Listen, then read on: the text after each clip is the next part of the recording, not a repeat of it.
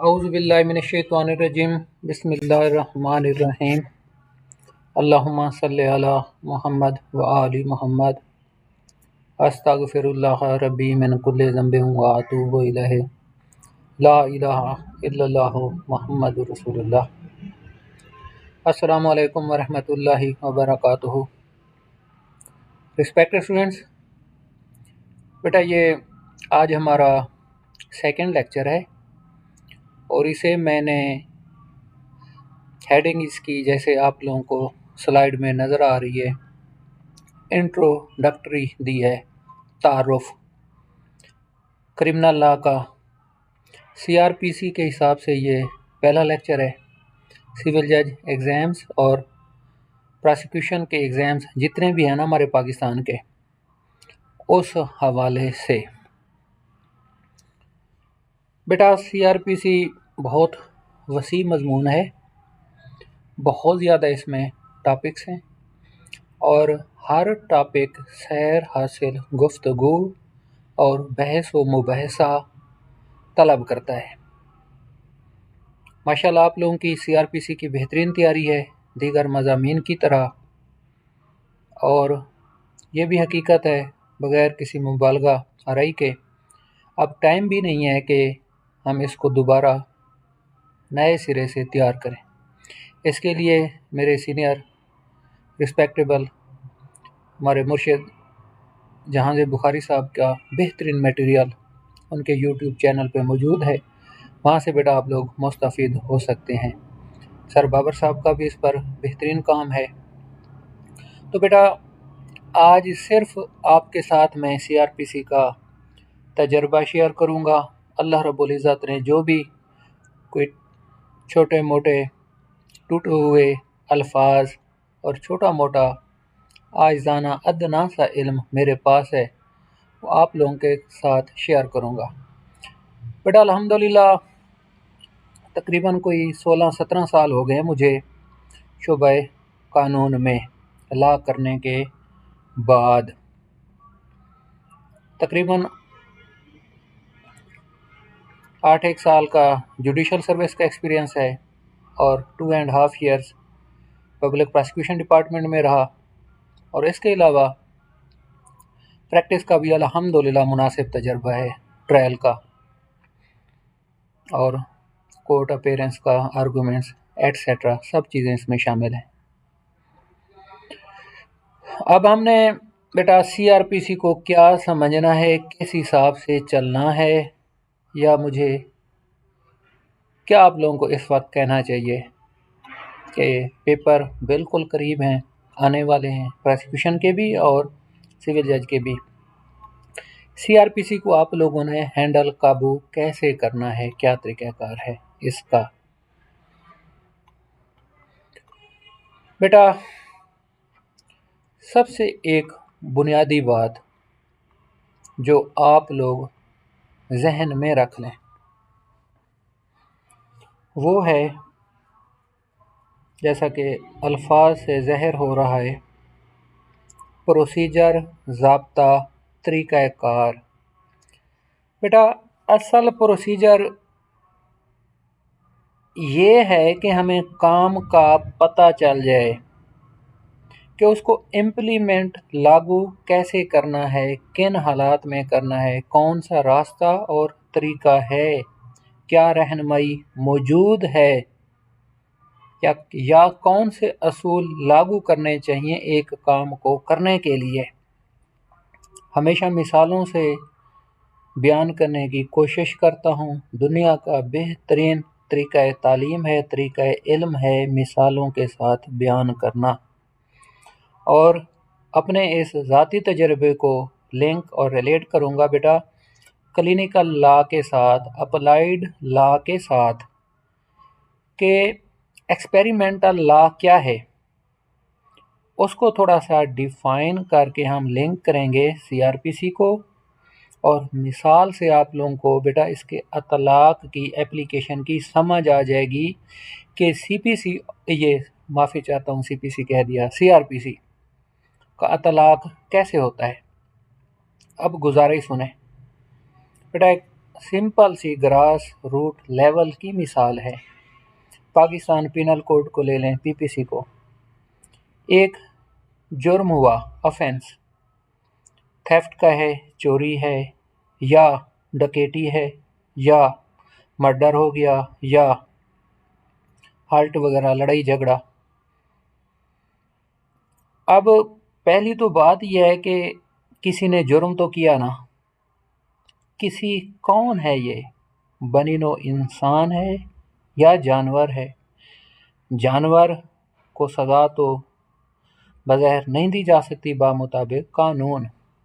उसके मालिक के खिलाफ कार्रवाई की जा सकती है। हम सिर्फ चलो इंसानों की बात करते हैं।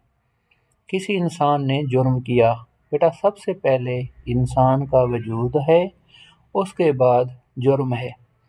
जब ऑफेंस हो गया, इंग्रेडिएंट्स उसके पूरे हैं जो पीपीसी ने बता दिए, उसके बाद क्या है?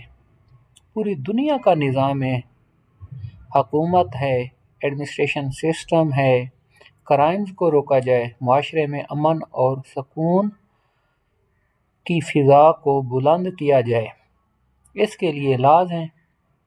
जब जुर्म हो गया, कंप्लेनेंट मुस्तगीस एग्रीव्ड पर्सन, वो इंसाफ चाहता है।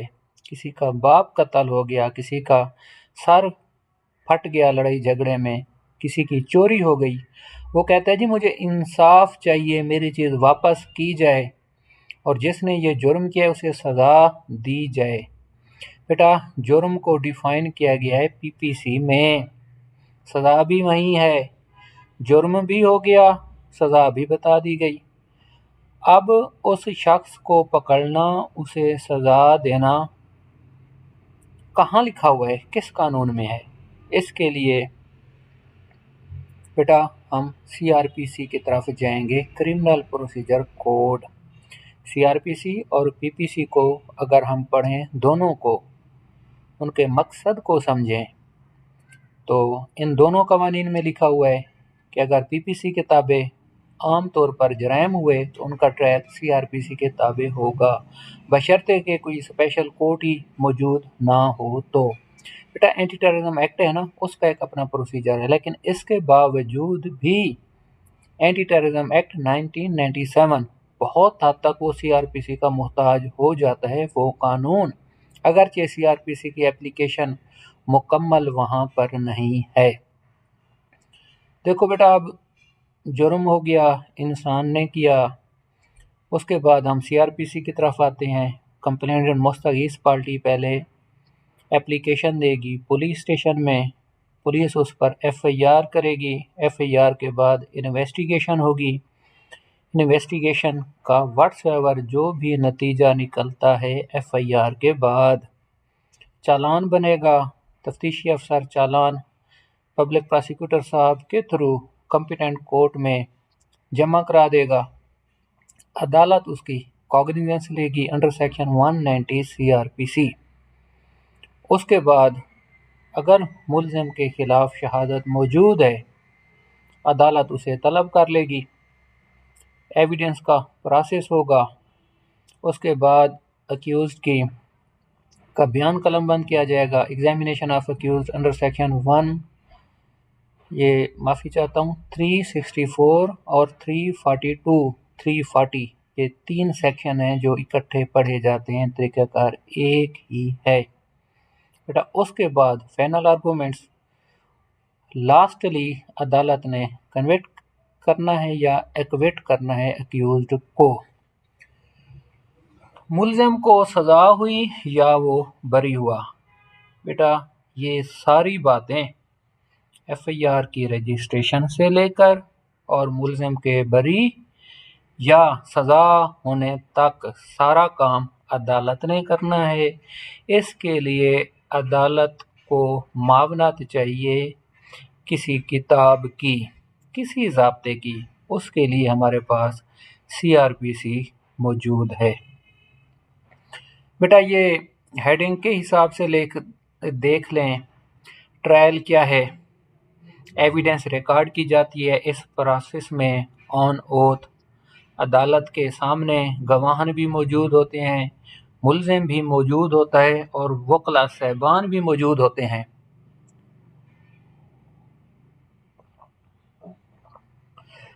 इन्वेस्टिगेशन का जैसे आप लोगों को बता दिया, एफआईआर के बाद इन्वेस्टिगेशन होनी है, इंक्वायरी अदालत ने करनी है सच तक पहुंचने के लिए। क्रिमिनल कोर्ट्स आप लोग देख लें, हमारे मजिस्ट्रेट साहबान हैं, सेशन कोर्ट्स हैं, स्पेशल कोर्ट्स हैं, एंटी टेररिज्म एक्ट हो गई, नैब हो गया, एफआईए हो गई, ये बेटा स्पेशल कोर्ट्स हैं हमारी।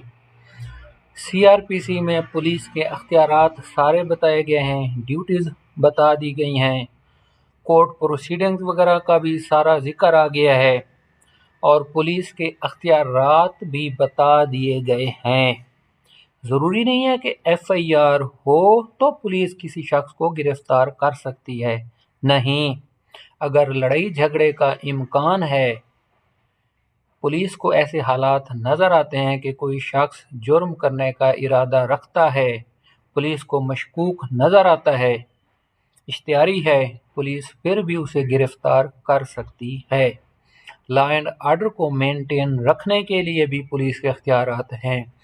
बेटा चालान का, ये हमारे क्रिमिनल जस्टिस सिस्टम के जो शुरू के लेक्चर्स हैं उनमें अल्हम्दुलिल्लाह बाफज़ल रब्बी हर चीज़ तफसील के साथ बताई हुई है आप लोगों को। फिर यही हमारा सीआरपीसी प्राइवेट कंप्लेंट को भी डील करता है कि एफआईआर किन हालात में है, प्राइवेट कंप्लेंट किन हालात में है। एट अ टाइम 2 रेमेडीज़ हासिल हैं इन्फॉर्मेंट को, कंप्लेनेंट को, कि वो एफआईआर भी करा सकता है, अगर वहाँ से मुतमईन नहीं है तो प्राइवेट कंप्लेंट में भी आ सकता है। रिमांड क्या है, किन हालात में होगा, जब अक्यूज़्ड गिरफ्तार हो जाता है, इलाका मजिस्ट्रेट साहब फिज़िकल रिमांड देते हैं। अगर case tribal by special court है तो फिर हमारी ये एंटी टेररिज्म कोर्ट हो गई, एफआईए की अदालत हो गई, वहाँ हमारा ऑनरेबल हाई कोर्ट का एक अपना ही मैकेनिज़्म है रिमांड के हवाले से। अगर वो स्पेशल जज साहब मौजूद नहीं हैं तो नॉर्मली वहाँ उनके ड्यूटी जज साहब होते हैं, या फिर कुछ अज़ला में सीनियर सिविल जज साहब को भी ये रिस्पॉन्सिबिलिटी दे दी गई है रिमांड के हवाले से। फिर आगे बेल का हमारा प्रोसेस है कि बेल की अक़साम कौन सी हैं, bail and bailable cases, before arrest, after arrest, इसी में बयान की गई हैं। फ्रेमिंग ऑफ चार्ज ये हम पढ़ चुके हैं, एविडेंस का भी अल्हम्दुलिल्लाह काफ़ी हद तक हो चुका है। फिर बेटा ये क्रिमिनल कोर्ट ने जजमेंट देनी है, उसमें कौन कौन सी चीज़ें देखते हैं हम। सपुर्दारी इंतहाई अहम चीज़ है। अगर पुलिस ने कब्ज़े में कोई प्रॉपर्टी ले ली है तो उसका क्या बनेगा, अगर वो कंप्लेनेंट की है तो उसको कैसे ये चीज़ मिलेगी। डॉक्ट्रिन ऑफ डिविजिबिलिटी इंतहाई अहम डॉक्ट्रिन है कानून का कि एक दफ़ा अगर किसी केस का फ़ैसला हो गया तो फिर उसका क्या तरीक़ाकार है नेक्स्ट। बेटा ये इनहेरेंट पावर्स हैं ऑनरेबल हाई कोर्ट की, इरेगुलरिटीज़ इलीगैलिटीज़ हैं। अब ये सारी बातें बताने का बेटा मकसद इस लेक्चर का, ज़बानी कलामी बातें, ये है कि ये मैटर्स हमारे सीआरपीसी में कवर होते हैं और भी काफ़ी सारे हैं। शुरू में जैसे आप लोगों को बताया कि ये प्रोसीजर कैसे किन चीज़ों को डील करता है, इस हद तक आज इतना ही काफ़ी है कि आप लोगों को सीआरपीसी का थोड़ा सा तारुफ करा दें। इंशाल्लाह ताला बेटा नेक्स्ट टाइम जो ऑनरेबल हाई कोर्ट के पेपर में क्वेश्चंस आए हुए हैं सीआरपीसी से मुतल्लिका, उनको अभी सोल्यूशन आप लोगों को बता देंगे, अटैम्प्ट कैसे करना है, और इंतहाई अहम सवालात को भी हम ज़रा डिस्कस कर लेंगे अच्छे तरीके से। तो इन सारी चीज़ों को मद्देनज़र रखकर आप लोग टेस्ट की तैयारी करें, तो इंशाल्लाह ताला अपने मुकर्ररा वक्त पर टेस्ट आप लोगों के पास बेटा आ जाएगा। तो इन गुजारिशात के साथ मैं इजाज़त चाहूँगा। आप इस वीडियो को बेटा गौर से सुन लें और देख लें, और इन सारी चीज़ों को एक दफ़ा लिख लीजिएगा। तो बाकी इंशाल्लाह ताला फिर with the passage of time बेटा आप लोगों को बताते रहेंगे। अल्लाह रब्बुल इज़्ज़त हम सब लोगों को हामी और नासिर हो। अस्सलामु अलैकुम व रहमतुल्लाहि व बरकातुहू।